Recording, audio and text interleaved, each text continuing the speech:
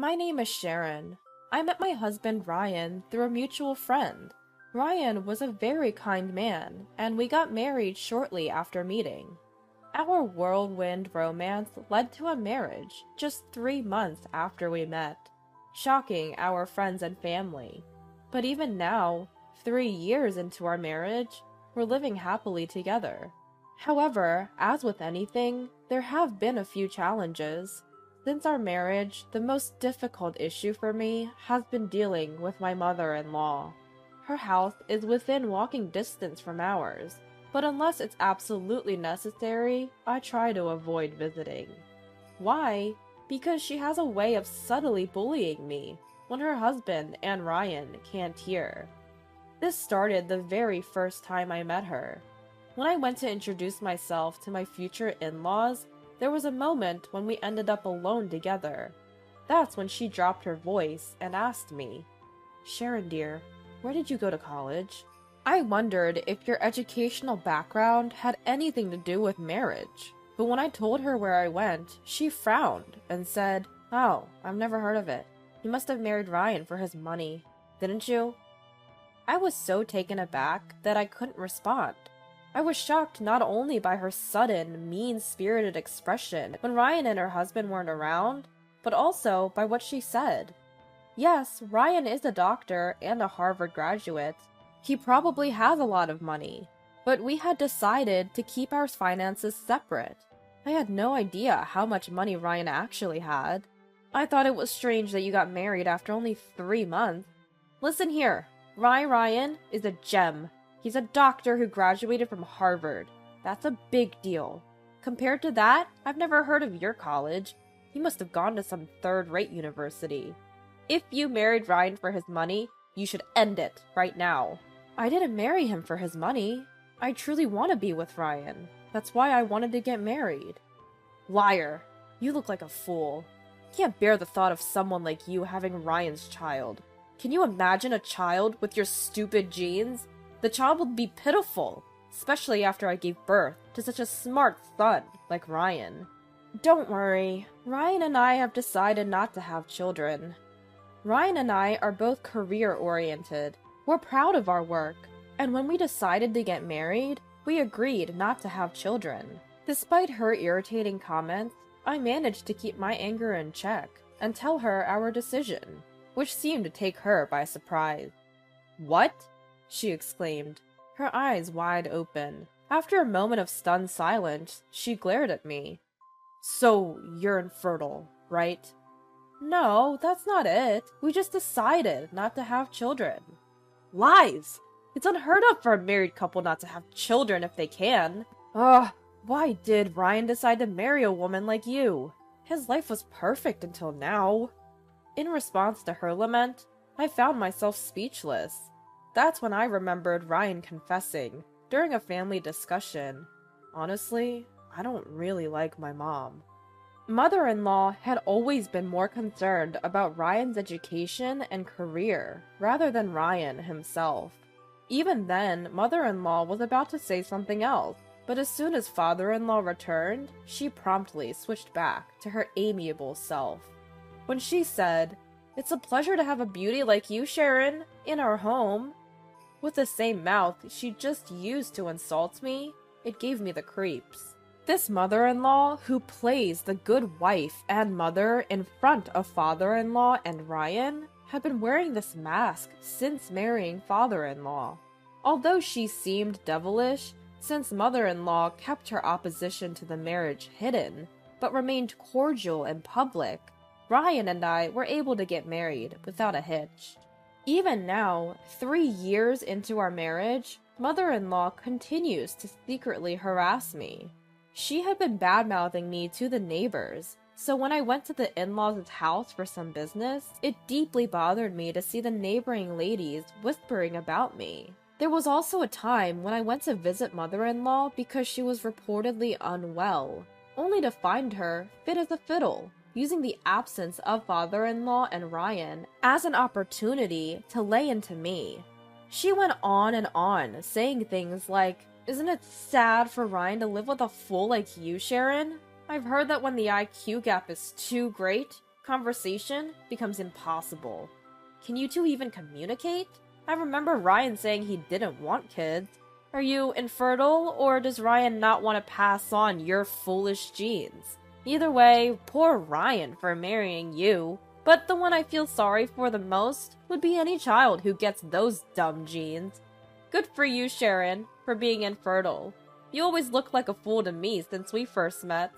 It's embarrassing to think that someone like you is my daughter-in-law. Please lower your face when walking around the neighborhood. It's disgraceful. Though I was quite irritated, I held my tongue and listened without retort. Not because I was a timid wife, but because I was waiting for the right time. The moment I was waiting for was mother-in-law's birthday. Every year on her own birthday, mother-in-law invites me and Ryan to her house and cooks for us.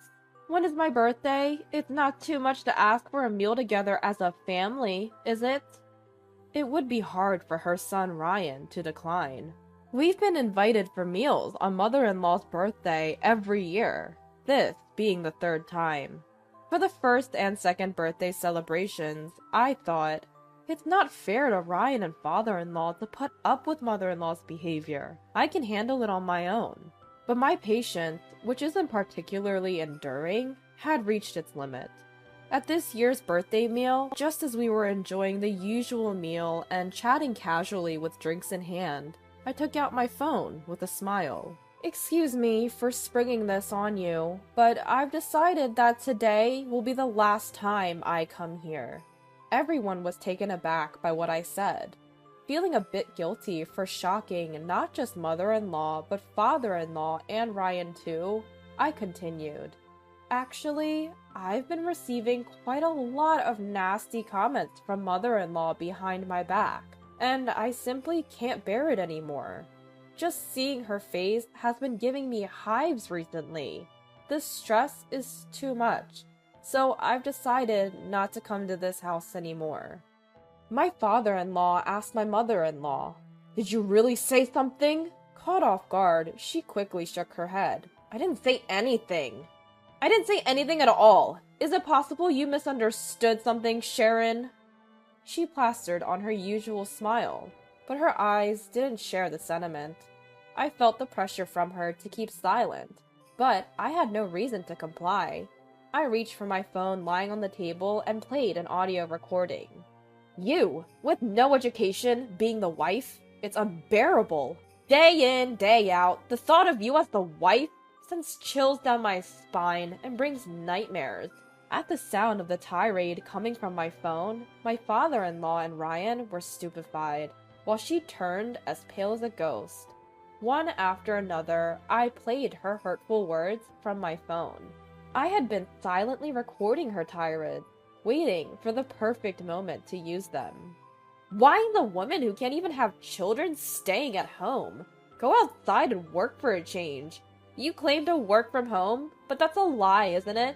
Living off Ryan's money, you're nothing but a leech. Hey, Mom. The one who finally spoke up amidst the relentless stream of hurtful words was Ryan, his face as red as a beet. "Why are you saying such terrible things to Sharon? And to think you said all this where Dad and I couldn't hear? That's just too devious." "No, it's not true. It's all lies." "Lies? With all this evidence, you think we're going to believe your excuses now?" Faced with the anger of her beloved son, she seemed lost and confused, repeating over and over like a broken record, "It's not true. It's all lies." In his rage, Ryan said to her, "You've been going on about education and calling Sharon stupid, but she's a Harvard graduate, just like me." "What?" She seemed so shocked she might topple over. "But it's true. I'm a Harvard graduate." "Well, when I asked Sharon about her college, she mentioned some university I've never heard of," she began, and I decided to use this opportunity to retaliate for all the times I'd remained silent. I attended a university in Japan because I wanted to further my Japanese studies after graduating from Harvard. It seems like you were unaware. "Well, if that's the case, why didn't you say so?" Even if I had told you that I graduated from Harvard, you were going to badger me about being infertile. Whether I retorted or not, if you were just going to keep criticizing me, I saw no point in defending myself. Also, you seem to think I was idling around at home, but I've been working all along. As I spoke, I pulled out a thick book from my bag. This was a book I'd decided to bring along today, despite its weight. Seeing her dumbfounded expression made me feel it was all worth it. It's sold in bookstores. Yes, it's a bestseller and will soon be adapted into a movie. The book is written by a Japanese author, and I'm the one who translated it. She had refused to believe I was working from home, but I've been a translator all along. Thankfully, I've received work from various places, and if you search my pen name online, you'll find numerous articles. I'm a fairly well-known translator. Seeing mother-in-law with her mouth agape, father-in-law, who had been silent for a while, softly spoke up. Mother, there's something you need to say to Sharon. Huh? He means you need to apologize. I had no idea you could say such horrible things behind someone's back. Sharon, I'm sorry for not realizing this sooner. You must have had a hard time. Now, Mother, you should apologize too. Despite the fact that father-in-law, who did nothing wrong, was the first to apologize, prideful mother-in-law raised her shrill voice. No way! After all, I didn't know. I didn't know that Sharon was a Harvard graduate, or such a prominent translator. If I had known, I would have never said such awful things. Regardless of who Sharon is, she's the woman that Ryan chose. You should be treating her with respect. Education and career don't matter. If Sharon treats Ryan well, as parents, we should have no complaints. Mother-in-law, Ryan, and I were all taken aback by the usually quiet and gentle father-in-law's angry voice. Father-in-law glared at mother-in-law and urged her once more. Apologize. But mother-in-law, who would not bow to a daughter-in-law, declared, I've done nothing wrong, and retreated to her room. Go home for today. Sharon, I'm truly sorry. After father-in-law said this, Ryan and I decided to go home. When I apologized to Ryan for causing the situation, he replied, I'm sorry for making you endure this. I realized once again what a wonderful husband I have. That evening, the intercom rang insistently. When I went outside, a sobbing mother-in-law was hunched over, continuously bowing her head. I'm sorry. Please forgive me. Tell Dad to forgive me too, please. What happened? Just as I was recoiling from mother-in-law's pitiful state, father-in-law came running over, trying to get mother-in-law to stand up by saying, Stop it! It's disgraceful! Before the shocked us, mother-in-law said, Stop! I can't go home until I'm forgiven! And then uttered a shocking phrase. If I'm not forgiven, Dad will abandon me! A sighing father-in-law explained the situation. He had become disillusioned after seeing the true nature of mother-in-law, with whom he had spent many years. When mother-in-law persistently refused to apologize to me, father-in-law had told her, I didn't think you were like this. I don't have the confidence to continue living with you. That's why a crying mother-in-law had rushed over to our house. Sorry for causing a commotion. I'll take Mom home. Sharon, I'm truly sorry. Ryan, I'll contact you later about what will happen between Mom and Dad. Alright. No! No! As father-in-law forcefully took away the childishly protesting mother-in-law, Ryan, watching their retreating backs, had an expression of mixed disbelief and sadness. I found myself in a similar situation, seeing my mother-in-law shrink away. My in-laws fought for several months after that, but in the end, they divorced.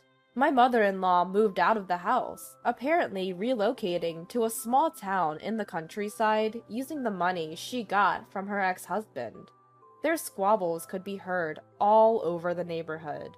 Whenever I passed by, the same local woman who had given me cold stares asked me what had happened to that house. I dismissed them briskly, saying, I don't know.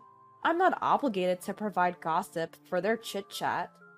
My father-in-law has been living independently since his divorce from my mother-in-law. He once told me, I was fooled by her in so many ways for such a long time. Perhaps she had been hiding many things from him, not just the fact that she was bullying me behind my back. Ryan accepted his parents' divorce right away. Ryan even expressed sympathy for his father, saying, I can't live with a person who can say such things to others. My mother-in-law tried to contact Ryan several times, but in the end, he blocked her number. He was tired of her constantly warning him not to be deceived by me every time she called. Having been abandoned by her husband and son, my mother-in-law is now renting a small room in a far-off town. She once told Ryan that she felt lonely in an unfamiliar place without any acquaintances, but Ryan dismissed it, saying, It's your own fault that it's come to this. As for me, with my only problem, my relationship with my mother-in-law, now out of the picture, I feel a weight has been lifted off my shoulders. I continue to live a happy life with my kind husband, Ryan.